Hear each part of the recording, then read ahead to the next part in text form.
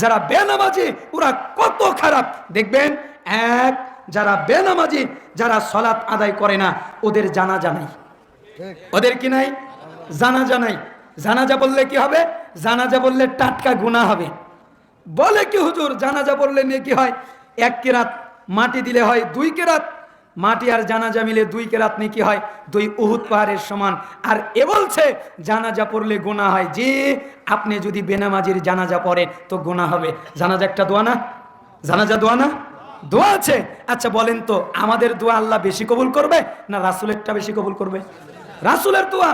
আল্লাহর নবীকে আল্লাহ নিষেধ করলেন সূরা তাওবার 84 নম্বর আয়াতে, হে নবী, তাদের মধ্যে কেউ মারা গেলে আপনি তাদের জানাজা পড়বেন না। আল্লাহর নবীর চাচা আবু তালেব মৃত্যুবরণ করলো। আল্লাহর নবী তার চাচার জন্য একটু দোয়া করতে চাইলেন, এইভাবেই হাতটা উঠিয়েছেন, এখনো দোয়া করেন নাই, করবেন। তখনই আল্লাহ তাআলা সূরা তাওবা 113 114 এই 2টা আয়াত নাজিল করলেন। আল্লাহ তাআলা বলেন, মা কানা লিন নাবিয়্যি ওয়াল্লাযিনা আমানু আইয়াস্তাগফিরু লিল মুশরিকিন। মুশরিকদের, হে নবী, যারা নবী এদের জন্য জায়েজ নয়, যারা ঈমানদার মুমিন এদের জন্য জায়েজ নয় মুশরিকদের জন্য দোয়া করা। তার মানে আল্লাহ বুঝালেন, হে নবী আপনি দোয়া করিয়েন না। কেন? আপনার দোয়া আমি কবুল করব না। রাসূলের দোয়া কবুল হয় না মুশরিকের জন্য।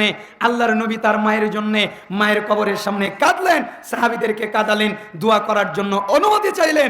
আল্লাহ তাকে অনুমতি দিলেন না, মায়ের জন্য দোয়া করতে পারলেন না। নবী যদি না পারে আপনি কেমনে